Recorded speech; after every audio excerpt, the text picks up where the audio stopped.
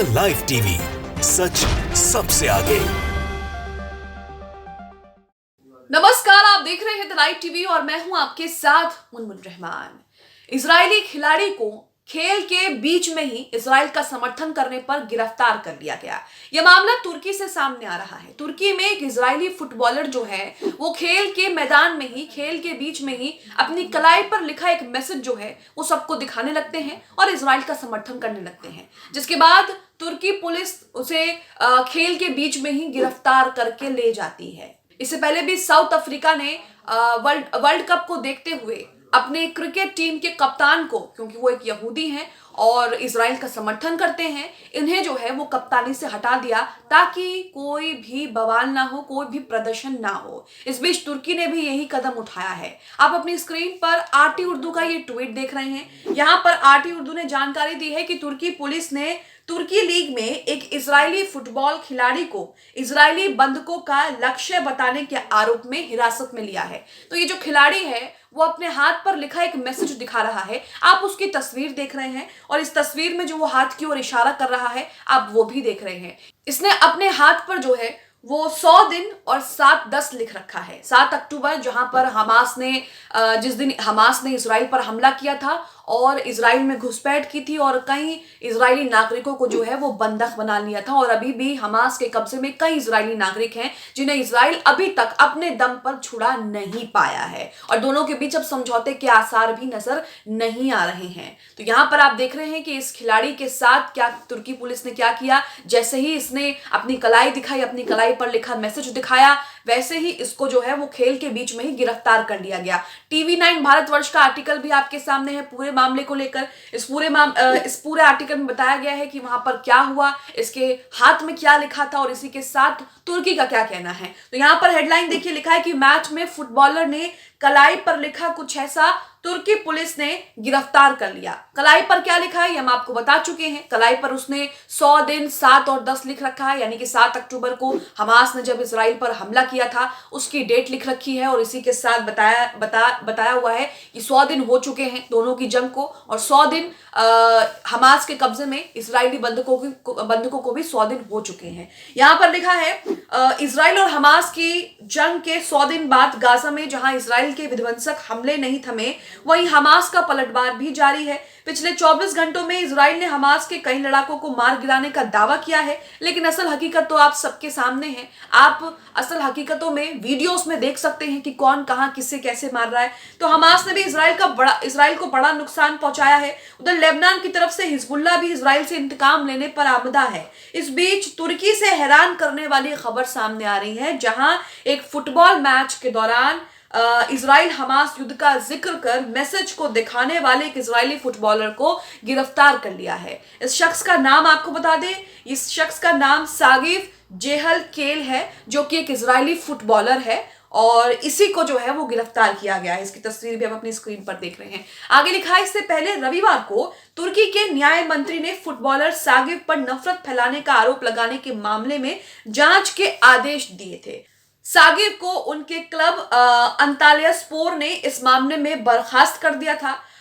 ट्रैबन्स्पोर के खिलाफ अपनी टीम के लिए गोल करने के बाद जेहलकेन ने एक मैसेज अपनी कलाई पर लिखा था जिसमें 100 दिन 7-10 लिखा हुआ था। 100 दिन हमास इजराइल जंग को 100 दिन हो चुके हैं और साथ ही 7 अक्टूबर को हमला करके जब हमास ने इजराइल के कई बंधकों को अपने कब्जे में ले लिया था, कई लोगों को बंधक बना लिया था, कई इजरायलियों को बंधक बना लिया था, उस दिन को भी 100 दिन पूरे हो चुके हैं। इस मैसेज के जरिए 7 अक्टूबर को इजराइल पर हमास के हमले और गाजा में 130 से अधिक इजरायली बंधकों को बंधक बनाए रखने का संदर्भ जो है वो दिया गया। जैसा कि मैंने आपको बताया कि 100 दिन पूरे हो चुके हैं जंग को और 130 जो इजरायली है वो भी हमास के कब्जे में है और उन्हें भी कब्जे में रहे 100 दिन हो चुके हैं और इसी को लेकर इजराइल में लगातार जो है वो बवाल बढ़ता जा रहा है। इजराइल में इसे लेकर नेतन्याहू के खिलाफ जो है वो माहौल बन रहा है। लोग सड़कों पर उतरकर प्रदर्शन कर रहे हैं, नेतन्याहू के खिलाफ हल्ला बोल रहे हैं कि नेतन्याहू अभी तक हमारे लोगों को छुड़ा क्यों नहीं पाए हैं। और यहाँ तो आप देख ही रहे हैं कि जमीन पर जो जंग इजराइल ने शुरू की है गाजा पट्टी में, उसमें तो इतने इजरायली सैनिक मारे जा रहे हैं, इतने इजरायली सैनिक अपंग हो रहे हैं, लगातार इसराइल का नुकसान हो रहा है, इसराइल के टैंक जो है वो मारे जा रहे हैं, इसराइल के टैंक तबाह हो रहे हैं और उसके जो सैन्य वाहक है वो भी तबाह हो रहे हैं। और इस बीच ये भी कहा जा रहा है, इसराइल में इस बात को लेकर भी सवाल उठ रहे हैं कि ये कैसी सेना है जो अपने दम पर अभी तक एक भी बंधक को नहीं छुड़ा पाई है। दोनों के बीच जब समझौता हुआ था तभी जो है कुछ बंधकों को छोड़ा गया हमास की तरफ से, जब कतर ने दोनों के बीच मध्यस्थता निभा करके समझौता करवाया, दोनों के बीच सीजफायर करवाया। लेकिन उसके बाद अभी तक और उससे पहले भी इसराइल अपने दम पर एक भी जो है वो इजरायली बंधक को छुड़ा नहीं पाया है, जिसे लेकर इसराइल में भी सवाल उठ रहे हैं। इसी के साथ आगे लिखा है, हमास की ओर से संचालित स्वास्थ्य मंत्रालय के अनुसार हमास को नष्ट करने के लिए इसराइल के चल रहे हमलों में गाजा में कम से कम 23,000 लोग मारे जा चुके हैं। यह आंकड़ा और भी ज्यादा बढ़ सकता है या और भी ज्यादा हो सकता है, जिसमें ज्यादातर महिलाएं हैं, बच्चे हैं, क्योंकि महिलाओं और बच्चों की संख्या वहां पर ज्यादा है। वहीं हूती पर हमले के बाद गाजा में भी भयानक प्रहार शुरू हो गया है। गाजा में हमास के लड़ाकों पर इसराइल पिन पॉइंट अटैक कर रहा है।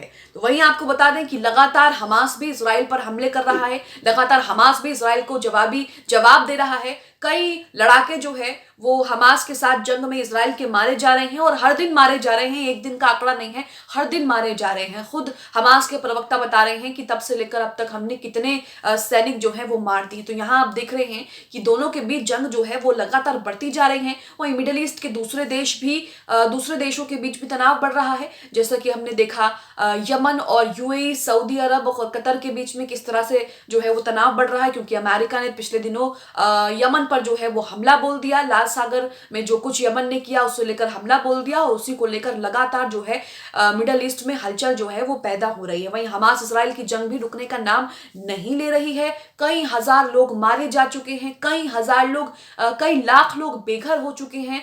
वहीं गाजा में अस्पतालों की बात करें तो गाजा में अस्पतालों का बुरा हाल है, क्योंकि फ्यूल नहीं है अस्पतालों के पास जरूरी जो एड्स हैं वो नहीं है। लगातार उनको मदद भेजी जा रही है, लेकिन मदद जो है वो काफी नहीं हो पा रही है, क्योंकि इजराइल लगातार गाजा पट्टी पर बमबारी कर रहा है और ऐसे में लोग जो हैं वो लगातार मारे जा रहे हैं, घायल हो रहे हैं और अपने घरों को छोड़ने के लिए मजबूर हो रहे हैं। वहीं आपको बता दें विध्वंस हमलों के बीच सेंट्रल गाजा में इजराइल ने हमास का लॉन्च पैड तबाह कर डाला, ऐसा बताया जा रहा है। वहीं हमास भी लगातार इसराइल पर हमले कर रहा है। आईडीएफ और हमास के बीच कई जगहों पर आमने सामने लड़ाई हो रही है। सड़कों पर आईडीएफ सैनिकों पर हमास के लड़ाके गुरिल्ला प्रहार कर रहे हैं। हमास के लड़ाके इमारतों में छिपकर हमले कर रहे हैं। कई जगहों पर आईडीएफ को पीछे भी हटना पड़ गया है। इस बीच गाजा में हमास ने घात लगाकर आईडीएफ टैंक को निशाना बनाया। गाजा में हमास ने इसराइल के कई टैंक को शिकार बनाया। जंग के बीच हमास ने तल अल रबी में इसराइल में मरकवा टैंक बनाने वाली फैक्ट्री पर भी हमला कर दिया और उसको जला दिया। तो यहाँ आप देख रहे हैं कि दोनों के बीच संघर्ष जो है वो खत्म होने का नाम ही नहीं ले रहा है। दोनों के बीच जंग जो है वो पहले से भी ज्यादा भीषण हो गई है। इसराइल लगातार गाजा पट्टी में जो है वो नरसंहार कर रहा है। फिलिस्तीनियों की नस्ल तबाह करने के लिए इसराइल लगातार गाजा पट्टी में बमबारी कर रहा है। इस तरह के आरोप कई देश इसराइल पर लगा रहे हैं और यही वजह है कि इसराइल को अंतर्राष्ट्रीय कोर्ट में भी घसीट लिया गया है, लेकिन उसके बावजूद भी फिलिस्तीनियों को जो है वो राहत नहीं मिल पा रही है। आप तुर्की में इजरायली फुटबॉलर को बीच मैदान में ही गिरफ्तार करने को लेकर क्या सोचते हैं? हमें कमेंट बॉक्स में खबर को लेकर अपनी राय जरूर दें। द लाइव टीवी, सच सबसे आगे।